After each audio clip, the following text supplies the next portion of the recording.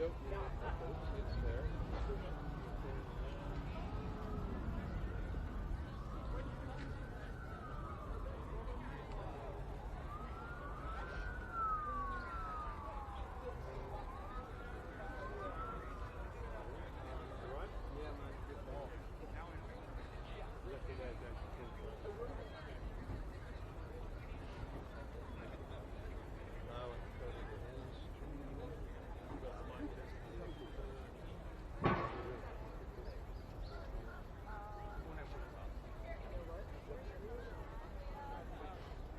Sorry, I've never seen you do that before.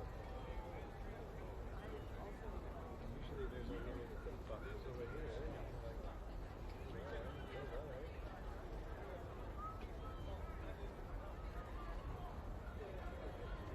Maybe it's because there's no photo.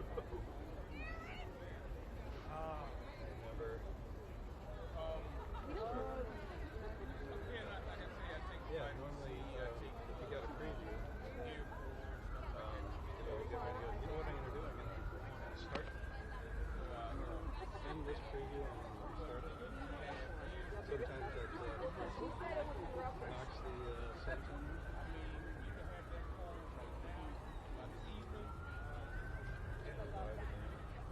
Took everything out of it. But now, yeah. It's not bad. Yeah, hey. It made you feel good, though. It's a mystery. It's a puzzle to solve. It's about puzzles. Yeah, it's so funny when you say they Work. into the one just over there. Oh, don't worry. Okay, so I get a preview right now. Part two.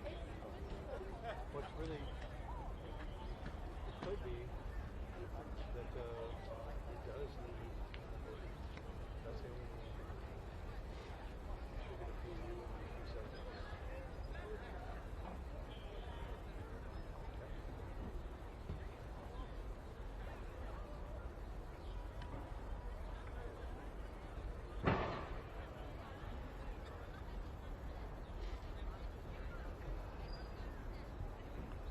All of that, once the preview is there, it should light up that button, but it's not.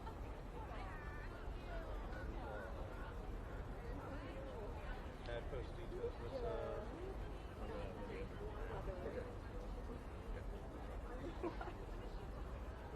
title required. Okay, for some reason it needs something there.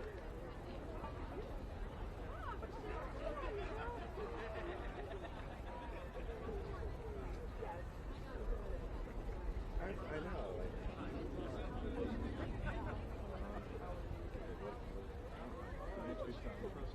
Yeah, Facebook is adding a lot of transfers. So maybe that's what's taking it. Even with all that police press, that's going viral. You didn't cover that yesterday. Some of the photos of them like walking down Embassy Road. It's like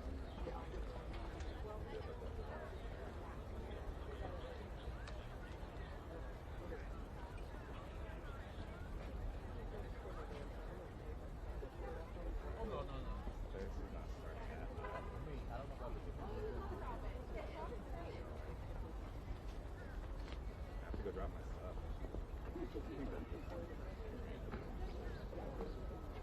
Where you put it? In the well? Or just drop it in the corner of the room somewhere. Oh, great. Works. Yeah. Yep. Thank you so much. It requires I know, I'm going to have to get it. I didn't think it needed. I'm supposed to go do the Facebook still in the video. and then I have to get up Lately.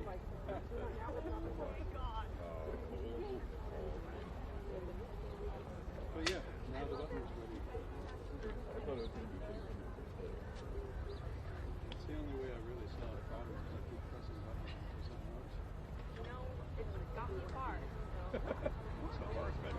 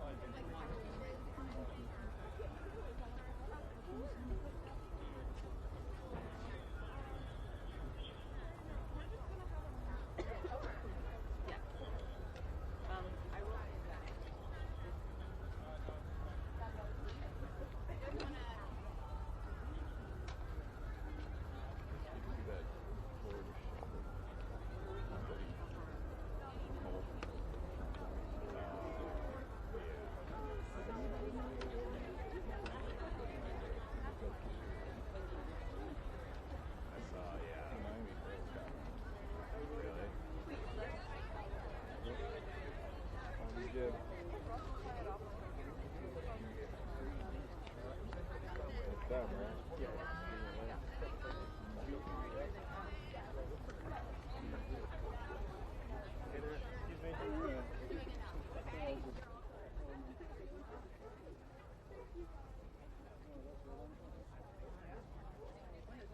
Yeah.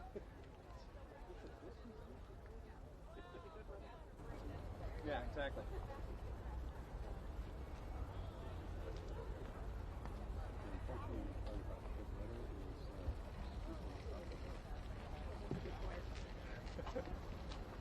That's okay.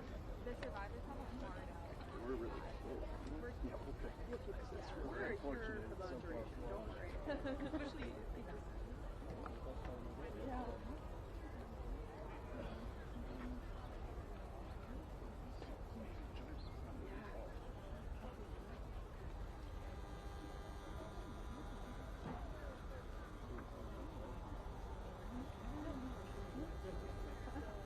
I haven't seen that kind of setup since I was taking photo classes in college. Oh, yeah. The best way to go. Well, obviously not.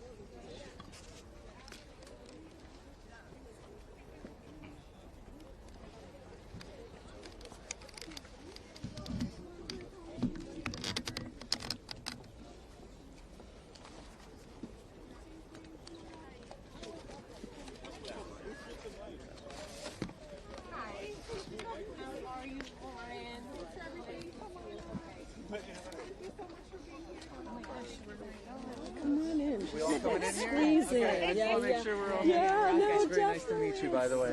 Yes. Thank you. No, thank you guys for everything. Keeping our voice alive. And we appreciate Yeah. So we can stand over here. Just come over here. We can divide up a little bit. Hey. Survivors, up here, please, please. Thank you. Whoa. Sorry, can you put that back on? Can I stand with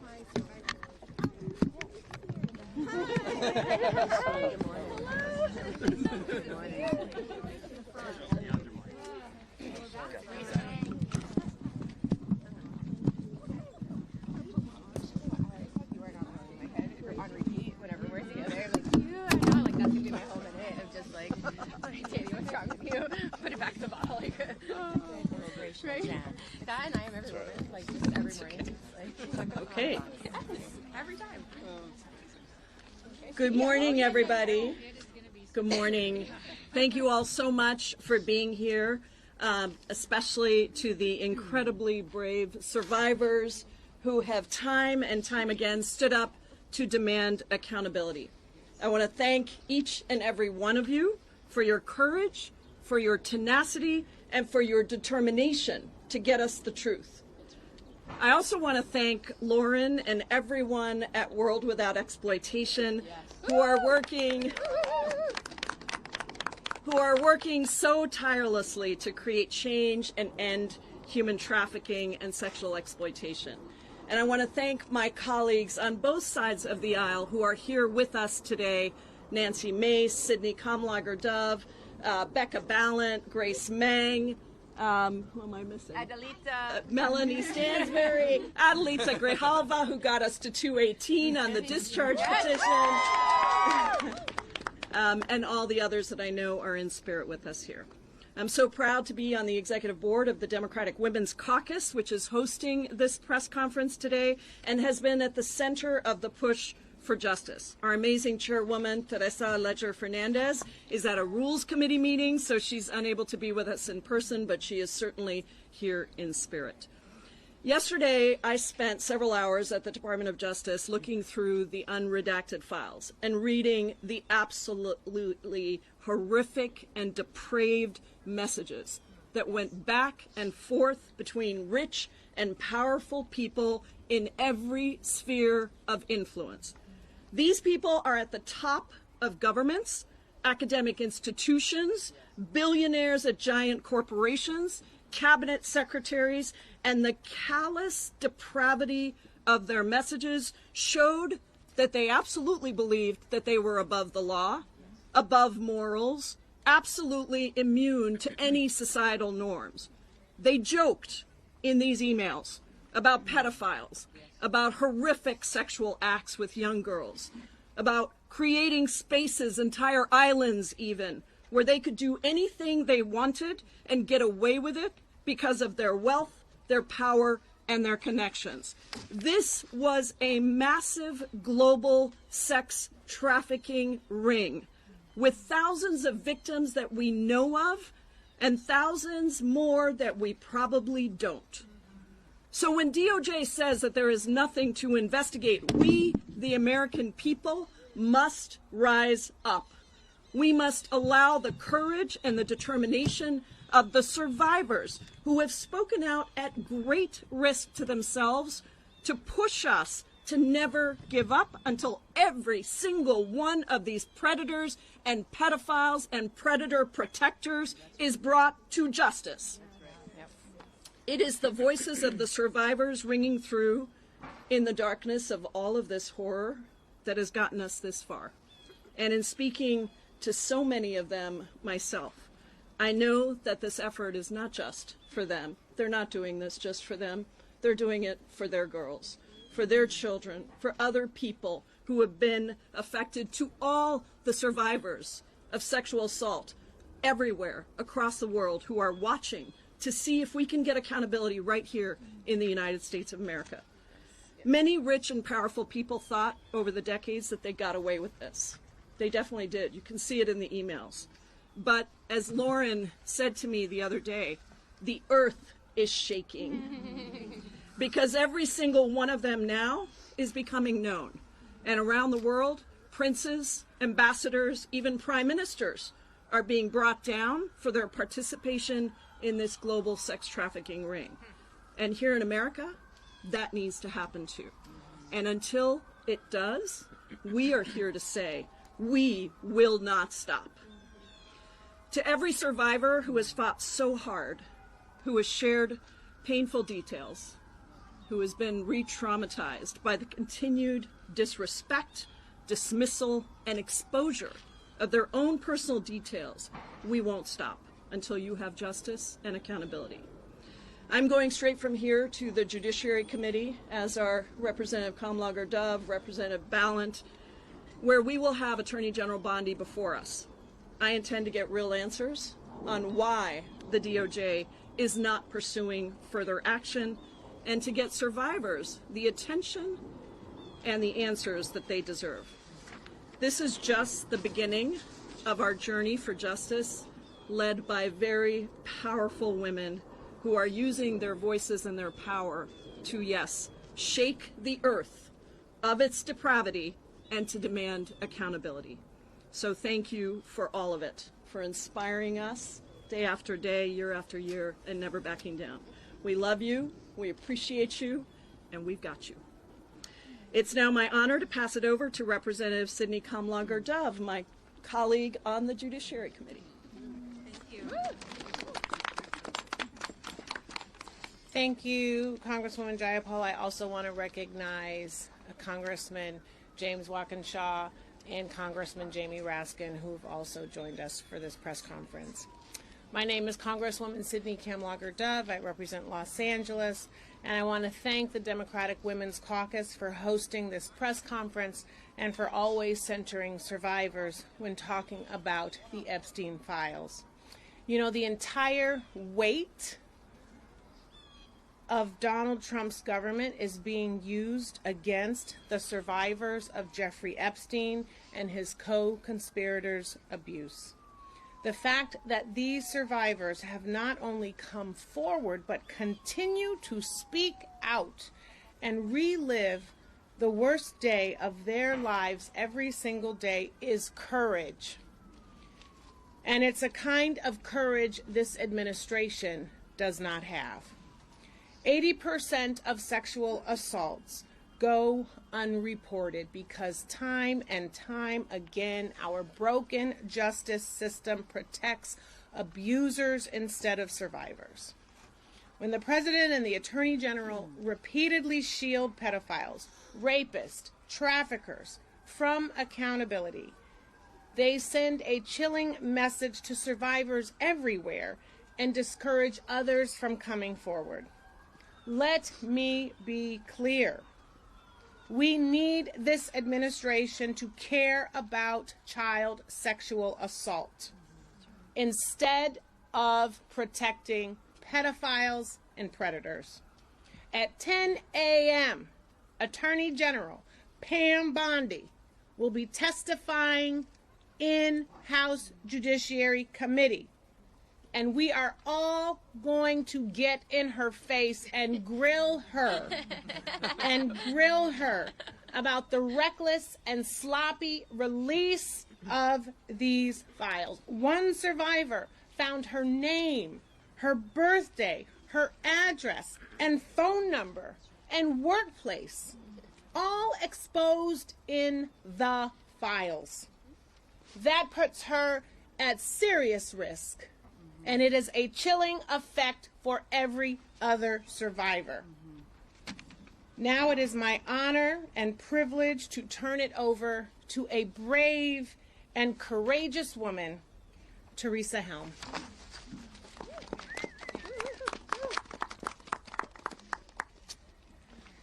Hi, good morning.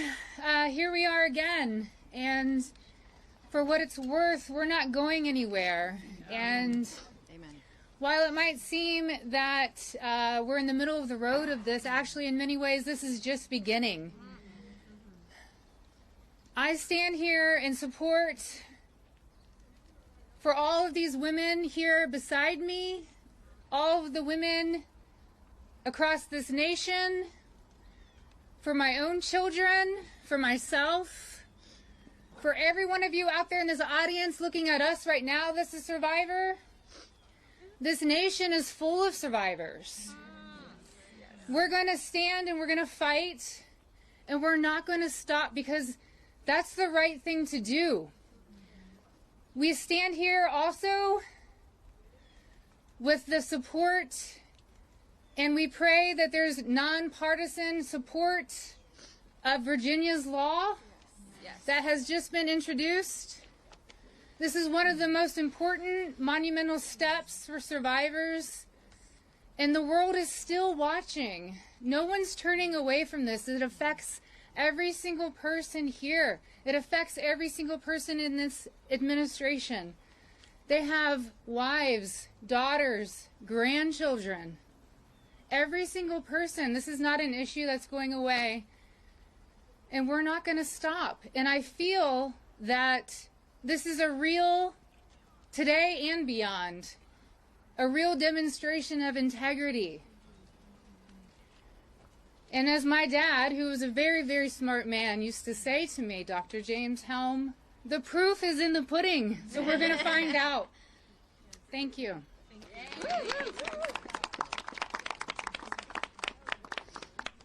First, I want to recognize Representative Nancy Mays standing with us today because, as we have always said, this is a nonpartisan issue.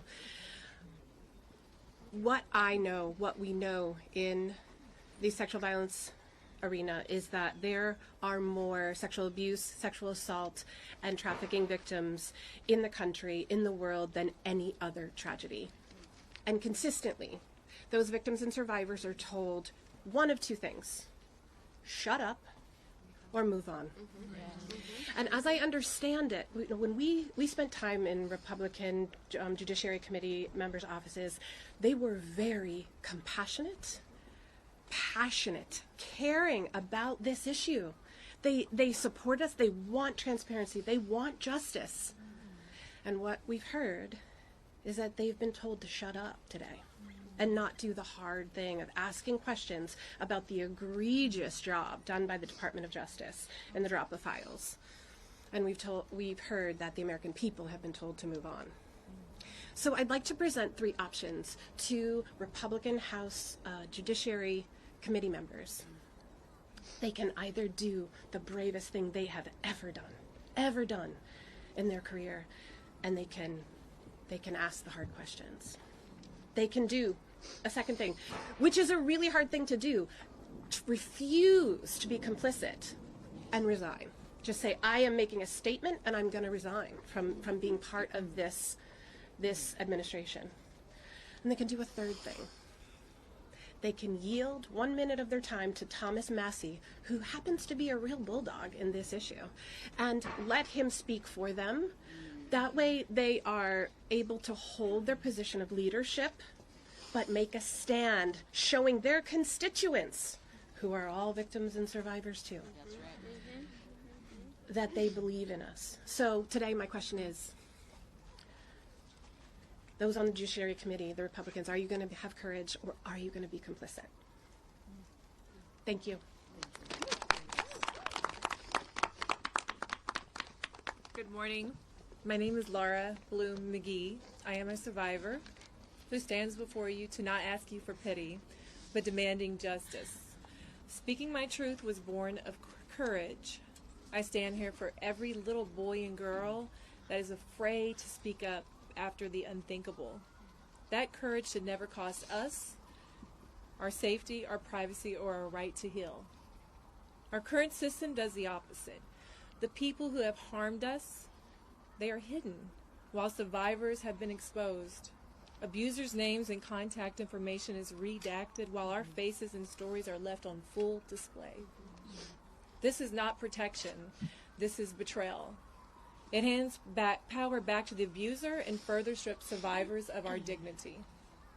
Even worse, leads that could uncover broader wrongdoing are being ignored. Documents that point to co-conspirators are still unexamined. Truth, integrity, and the pursuit of justice should be non-negotiable, and we will no longer negotiate with people or institutions that fail us. Thank you. Hi everyone, I'm Danny Bensky, and I am an Epstein Maxwell survivor from 2004 to 2005. The last time I was in DC, I asked everyone to close their eyes and think of a teenager that was close to you. I asked you to make it personal. Thinking of your child, your sibling, your mother, or you even at an early age. I asked you to visualize that teenager at the door of Jeffrey Epstein's mansion, and I asked you if you would let them enter. Well, now I want you to visualize something else. I want you to think of that same 14 to 18-year-old. I want you to imagine that they've since grown up, and one day you find their name and all of their identifying information in the Epstein files, alongside intimate, horrific details about their lives, sexual abuse, and trafficking. You look further, and maybe you even find a nude picture. You try to understand who could be responsible for these crimes, or try to find who's responsible for the crimes themselves, only to find that the perpetrators' names have all been redacted. As you read on and take in all the heinous acts, you begin to see how the system repeatedly failed. Realizing that it was hard enough to endure the abuse, you begin to understand the endless re-traumatization. This time, it isn't a monster pedophile who is doing the exploiting, but our very own government. I dare to say that everyone knows a survivor of assault or abuse. My ask is that you keep this personal. We are not here as political figures. We are only human. Our only agenda is accountability. We owe it to our former selves. We owe it to the next generation. And we also owe it to those of the past. We need to believe women who bravely stepped forward like Maria Farmer did in 1996. We need to pass Virginia's law to eliminate the statute of limitations. We need survivors to be taken seriously. There should never be a time limit on justice. And the DOJ needs to do its job. Give us the rest of the files and start the investigations. Start the investigations on the things that are in the files right now. During my time with Jeffrey, I was always amazed that he could make you feel so special, like you were the only one in the room, and then treat you like an absolute piece of trash and throw you away. We will not be silenced and thrown away this time. Thank you.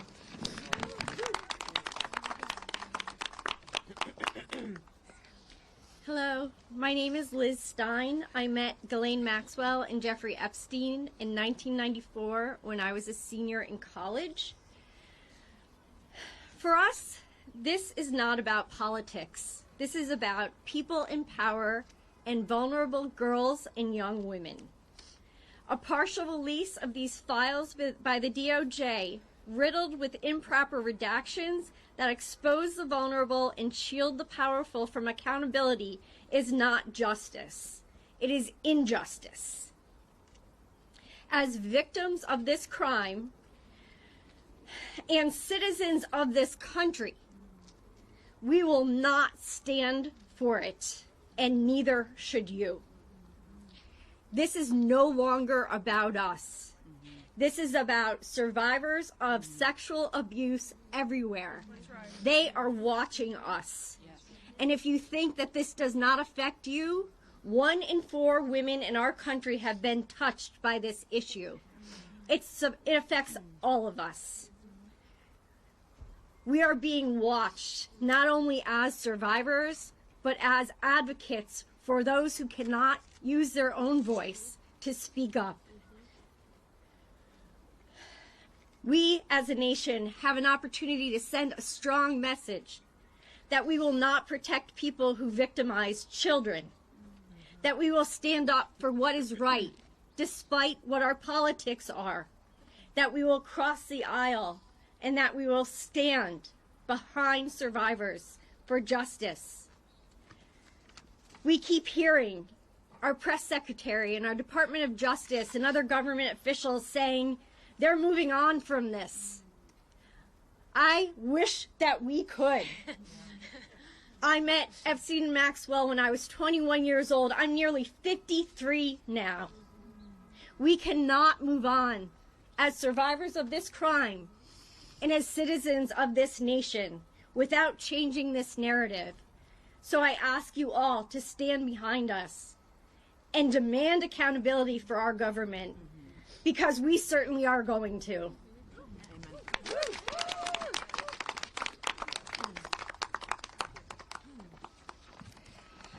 Hello, everyone, and good morning. We are here today asking for basic safety, dignity, respect for survivors and Americans. In recent releases, survivors' names were not properly redacted. The failure has put people in danger, personal information has been exposed, information that can lead to harassment, threats, and retaliation. Some of those impacted are Jane Does who have never broken their silence, who have never chose to be public, and who deserve protection, not exposure. We are still asking a question the public deserves answered. How is the Department of Justice able to carefully redact the names of powerful men, yet fail to protect survivors? We stand here today, united and strong, and we are asking for something simple. Treat us like human beings. We have families, we have lives, we did not cause these crimes, and we should not be the ones paying for the price again. And if more documents are released, we are demanding that the DOJ take the time to do this the right way, fully and respectfully redact survivors' identities and any identity details connected to them. We also need to address the allegations contained in these materials. Every credible allegation must be taken seriously and investigated thoroughly, no matter who the person is, how wealthy they are, or how connected they are. We understand that these are allegations and due process matters, but survivors are human beings who shared something horrific. They deserve to be heard, and they deserve a real investigation, not dismissal, delay, or silence. So everyone watching, stand with survivors, demand accountability, demand transparency, demand investigations that do not protect the powerful while exposing the vulnerable. And those who were involved, those who know what happened, those who enabled it, those who stayed silent, do the right thing. Answer the questions, cooperate, because the survivors are done carrying the burden alone. Moving forward, we, and when I say we, I mean the whole world, expect true transparency and justice for those who have not yet received it. I want to emphasize that after Congress reviewed the unredacted files yesterday and discovered that more powerful individuals were involved, I'm left wondering, why haven't we started an investigation this yet? Other countries have taken action, so why is the United States lagging behind, especially in a nation that prides itself on justice? This is what we believe in, this is what we demand. So the real question here is, when will the Department of Justice start investigation, not only the allegations, but to the powerful men that are running free? Thank you, everyone. Good morning, everybody. We are here today as survivors and as the families of survivors of Jeffrey Epstein and Ghislaine Maxwell. We are here as the family of Virginia Roberts Giuffre. My name is Sky Roberts, and I am the brother of Virginia Roberts Giuffre. Pam, I have a clear and simple message for you. The way this administration, and you specifically, have handled survivors has been nothing short of a failure. I have a message from Annie Farmer. She's not here today, but I love her to death. Believe that. And she said, Pam, do your job. Do your job, Pam. And I feel that. There are serious questions that demand answers. Why are the perpetrators' names being redacted while survivors' names are left unredacted? We are done with excuses. We are done with delays. No more lies. No more deflection. We want answers, and we want accountability. Virginia was not a headline. She was a daughter, a sister, a mother, and a human being. She carried what was done to her for years and still chose to fight, not just for herself, but for others who were afraid or silenced. And we need to say this plainly. The handling of the Jeffrey Epstein case has been mismanaged again and again across administrations, across agencies, and across years. That failure is not abstract.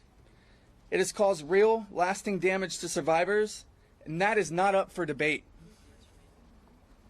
We are here to see whether our representatives will stand with survivors, not with excuses, not with delay, not with political convenience. We are here to see whether you will ask the hard questions that have been avoided for far too long. And with that, I'm going to turn it over to Amanda. To Ms. Bondi, we are deeply disappointed by the way you and your leadership in this department have treated survivors. And today, while you're being questioned, we ask you to look in the eyes of every single one of us and remember Virginia Roberts Giuffre, who paid the ultimate sacrifice for the trauma that she had endured. We ask you to remember the lives that we have lost during this process. Accountability means real answers, not evasion. It means transparency, not more hiding. And we ask Congress that if Pam Bondi has been found where you have misled or gave false testimony, you must be held to the same standard as everyone else. No title, no power, no connections should change that. And to the American people, take heed. Be mindful of any government or any powerful people who try to tell us that what we lived through is not real, that what happened to us didn't happen, who ask us to doubt what our ears can hear and what our eyes can plainly see.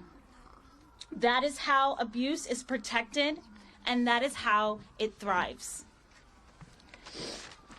We are here because survivors have had their lives defined by what powerful people did to them behind closed doors, while institutions have continuously looked away. Today, Congress has a chance to prove that this country is still not looking away. We are not here for theater, and we are not here for talking points. We are here for truth. We are here for justice. We are here for accountability for Virginia and every survivor.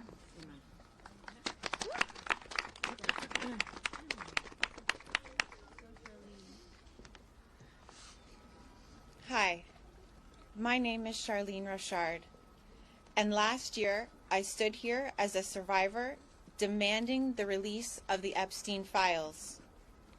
Today, I stand here again as a citizen demanding accountability now that Congress is questioning Pam Bondi of the Department of Justice about the handling of the Epstein Files Transparency Act.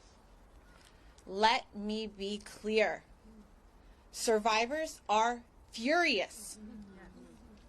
We watched the Justice Department botch redactions so badly that victims' images were exposed while predators' identities were kept hidden and protected. That does not feel like an accident or a clerical error. It feels like betrayal. The people who were supposed to protect us instead shielded abusers and re-traumatized survivors, and we're expected to accept that as standard procedure? We do not. Pam Bondi claimed she was defending the independence and integrity of the Justice Department, but survivors have every right to ask, where was all that integrity when survivors were exposed? Where was that independence when victims were silenced? Where was all that commitment to justice when the truth was buried to protect reputations? These are not partisan attacks. These are demands for basic human morality and accountability. When officials are accused of weaponizing the Justice Department, we know exactly what that means because we've lived through the consequences. This inquiry confirms what survivors have known for decades. The Justice Department has been influenced and manipulated in ways that harmed us. We are told to wait for transparency, to trust a system that already failed us, to accept redactions that protect the powerful and expose the powerless. But our trauma wasn't delayed. Our pain was not postponed. And our trust has been shattered. So I will say what many survivors feel. Pam Bondi and the Justice Department failed us repeatedly across administrations, across political lines, across decades, And the people who had the authority to intervene chose silence, secrecy, and self-preservation and called it justice. I'm here to make sure no one in the Justice Department, no matter their title, rewrites history or escapes accountability. And so today, I'm asking survivors, allies, lawmakers, and citizens to refuse silence, demand oversight, demand transparency, demand a Justice Department that protects the vulnerable instead of the powerful. Stand with us, speak with us, and do not look away. Accountability will not come unless we insist on it together. Thank you. Thank you so much. Please welcome Representative Nancy Mace. Hold on one second. I just want to let members of the media know that because the judiciary hearing is starting soon, some of the survivors are going to go take their seat right now. But we are going to continue this press conference because we have a few more important statements to make. And Representative We're going to go to Representative Nancy Mace. All right, thank you.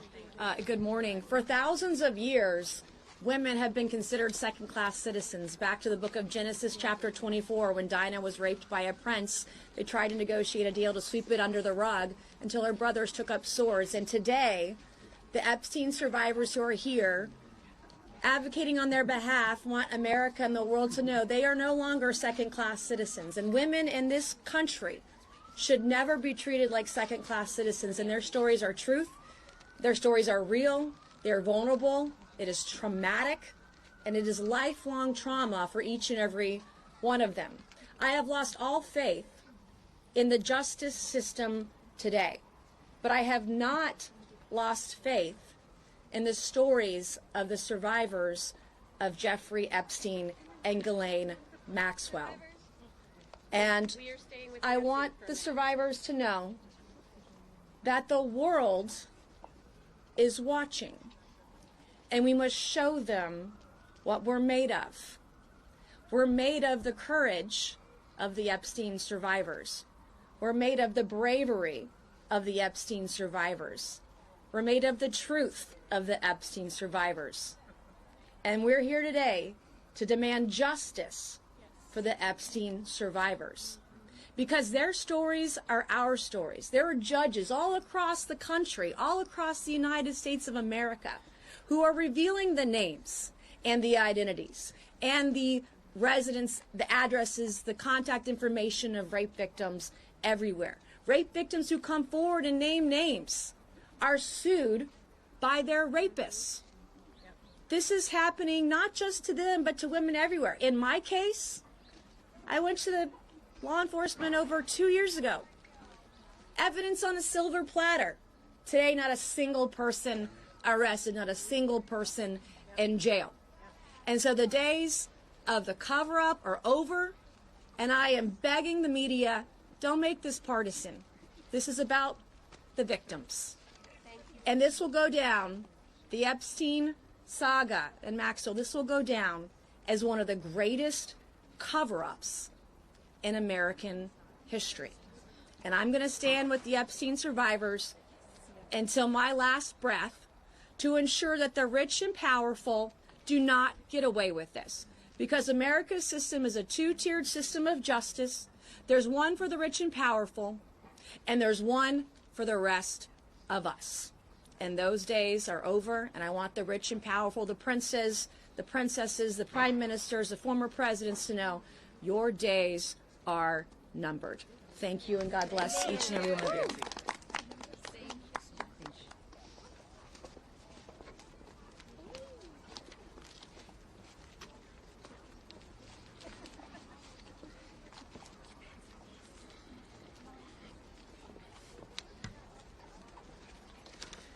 So I just want to acknowledge that who were just before us are grown women.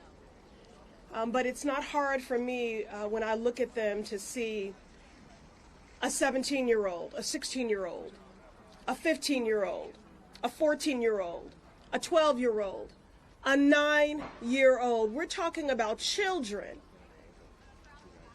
who were groomed, preyed upon, exploited, raped, trafficked, dreams permanently deferred, bodies violated, and spirits permanently bruised. In Virginia's book, Nobody's Girl, and it's titled that because she felt she belonged to no one, that no one cared. These survivors have been used, abused, and discarded. Jeffrey Epstein can rot in hell, and Ghislaine Maxwell can follow suit, and all of those co-conspirators and accomplices deserve to be named and shamed. Because as Virginia once said, if we don't know who they are, the monsters are still out there harming people.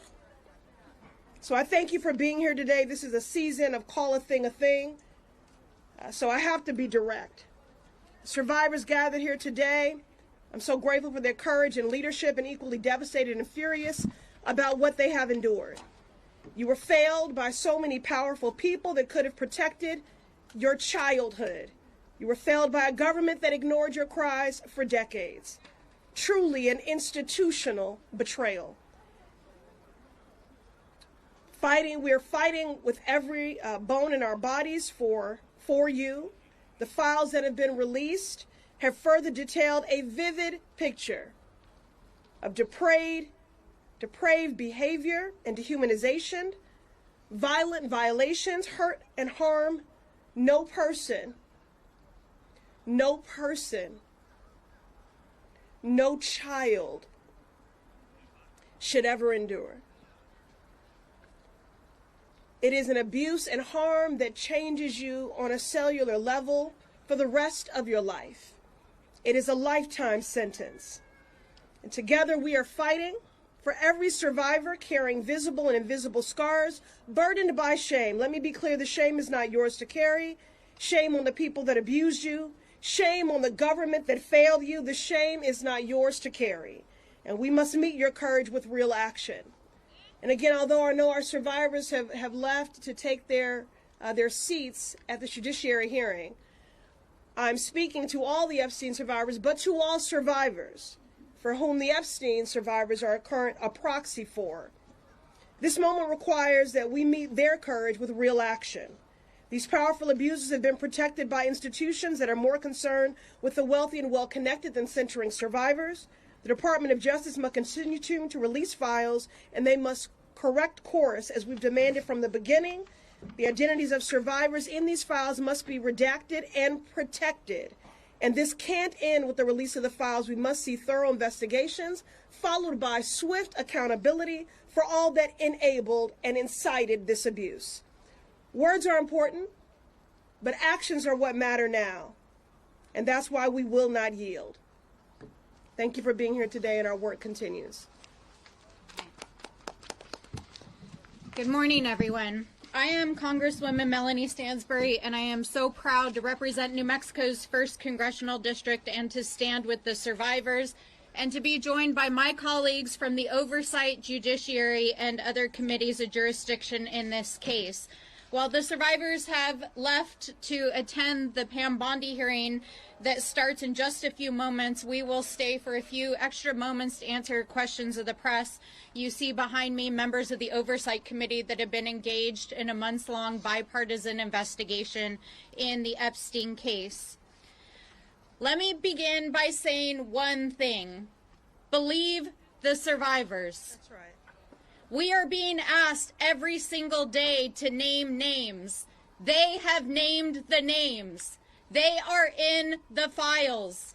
Believe the survivors. Believe your eyes. Believe what you are reading. They have named the names, and for the last 20 years, justice has not been served here in these United States. That's right. 20 years ago, in 2007, The U.S. Department of Justice and the FBI drew up a 56-page indictment that included 32 counts of federal crimes against Jeffrey Epstein and his co-conspirators, and 1 year later dropped the case. In the years that ensued, hundreds and potentially thousands of additional victims of sexual violence were allowed to happen because the United States government failed to act. Today, that same injustice is continuing right now here in the halls of Congress, the halls of the Department of Justice, and yes, in the halls of the White House. Late last night, I posted an FBI file that names names. That is the FBI's file. Those are the names of rich and powerful people, including presidents, that the FBI itself was tracking in the Epstein investigation. That is based on victims naming names. So believe the victims. Believe your eyes. The names have been named. They are in the public domain. They are in the files. And we will tell you unequivocally, we will keep naming names. While we do, as members of Congress, have access to these unredacted files, let us be clear, the law is clear that these files should never have been redacted the way that they are currently. It is very clear that the United States government is involved in an active cover-up and protecting the allies of the President and the Department of Justice, and that active members of this administration have lied under oath to the American people and to this Congress, and we will hold you accountable. Now, it has already been stated multiple times this morning that governments across the world are acting. Governments across the world are demanding accountability. People are rising up. Survivors are coming forward. People are naming names, and names are being taken down. Yet here in the United States, the injustice that has spanned now 2 decades is continuing because of an active cover-up by the president himself.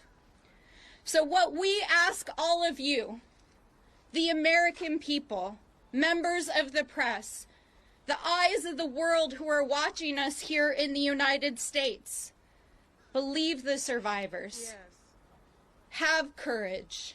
Do the right thing, because the survivors have already had the courage to say those names over and over again, and they have more courage and guts than half of the people in the buildings behind us and most of the people in this town. But we want you to know that we will not let this injustice stand. We will stand here every day with the survivors. We will not stop.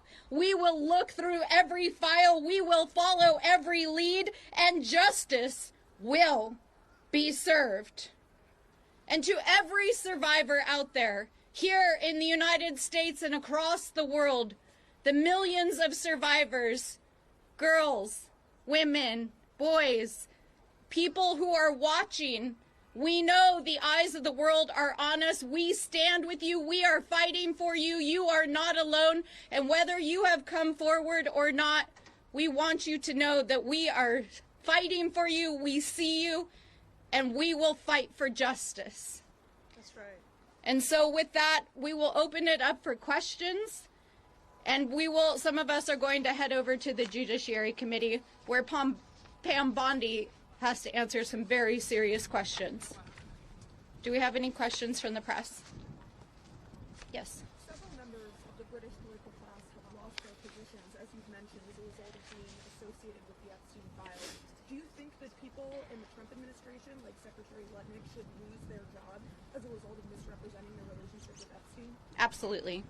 It is very clear that Howard Lutnick lied to the American people about the nature of his relationship, and that he repetitively lied, including potentially perjuring himself yesterday right behind me in the United States Senate. We have the files. We know the nature of the relationship.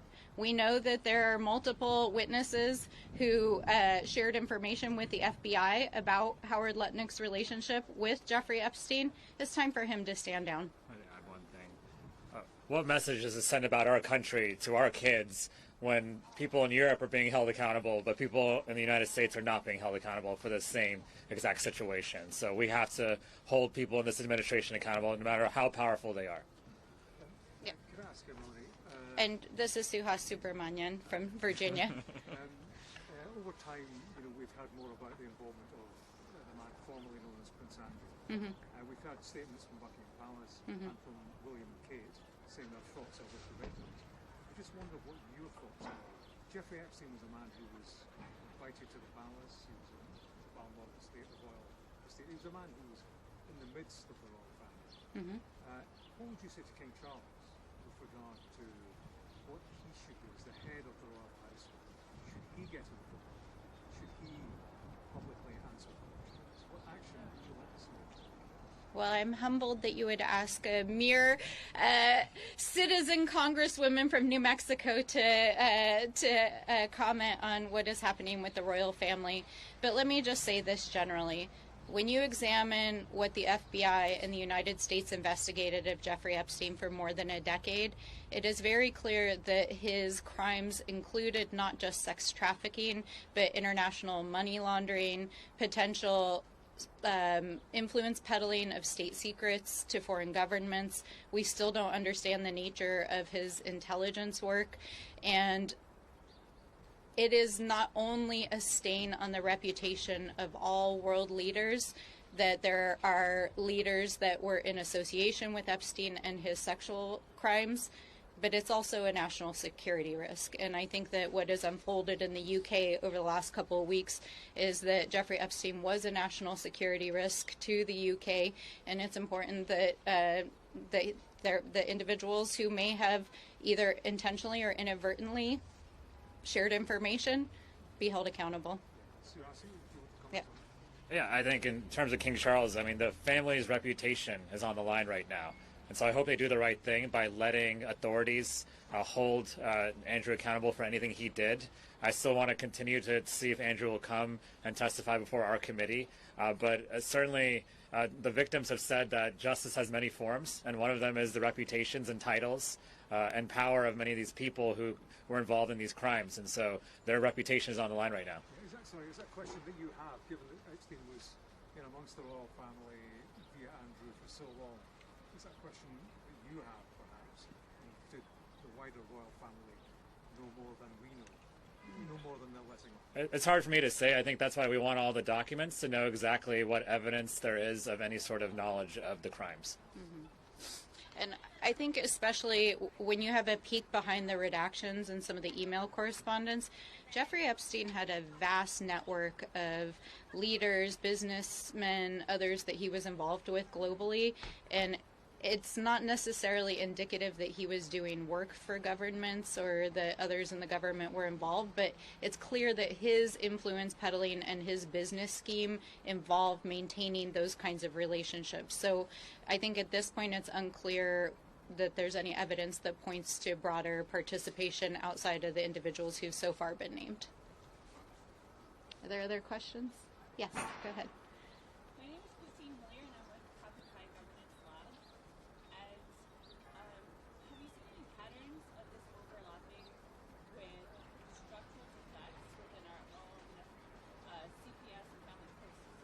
Oh, absolutely. I think one of the things that we met extensively, a number of members and survivors yesterday, to talk about what comes next. And I want to make clear that both the members of Congress who are supporting the survivors and the survivors see this not as just a moment of accountability in this case, but about changing the culture and trajectory of violence against women and sexual violence here in the United States and around the world. And it's very clear that our justice system is not a trauma-informed justice system.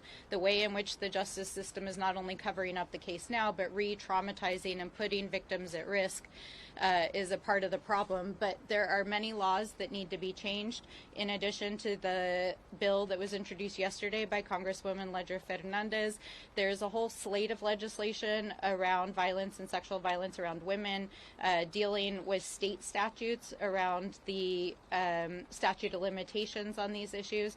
and building a system that not only believes survivors but supports them. And so part of our goal over the coming months is going to be to lift up survivor stories at more length so that they can tell their stories, so that young women especially and vulnerable people know what it looks like so they can help protect themselves, and so that we can change the laws to protect survivors in a better way. Yeah, go ahead. Okay, so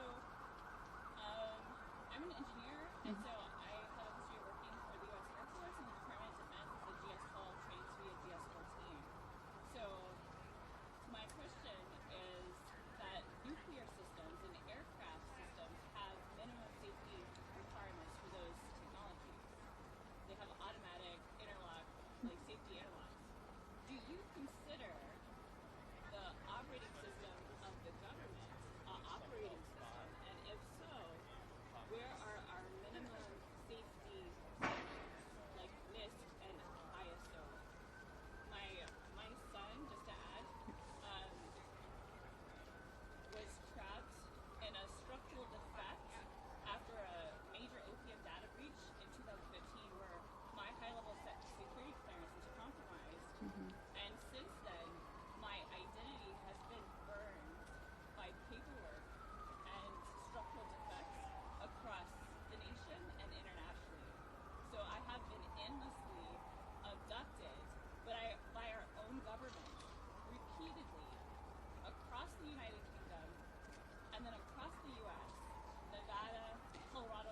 Would it be okay if we can talk to you a little bit more offline about your case? But I'll just say, yeah, I'll just say this. No, it's a political system. It's not an operating system, and we do need to reform the system. We'll take one more question, and then we're going to go ahead and head over to judiciary. Yes. Sorry, I just wonder, what do you want to hear from Pam Bondi today? What do you need to hear from Pam Bondi today? Sorry, go ahead. What do you need to hear from Pam Bondi today? Do you want to go ahead and start? I have a lot of questions about where the 2.5 million files that they're withholding are, and whether they plan to release them, and whether they plan to follow the law. That's the reality, because right now they're not following the law. They're not following our subpoena from our committee, and so we're going to continue to ask questions like that. Thank you. I mean, personally, the only thing I want to hear from Pam Bondi is I resign. But we know that's not going to happen today. She needs to answer for not only her complete debacle of rolling out these files, but her lack of compliance with the law and the ways in which she has systemically failed the survivors. So thank you all so much. Thanks for joining us.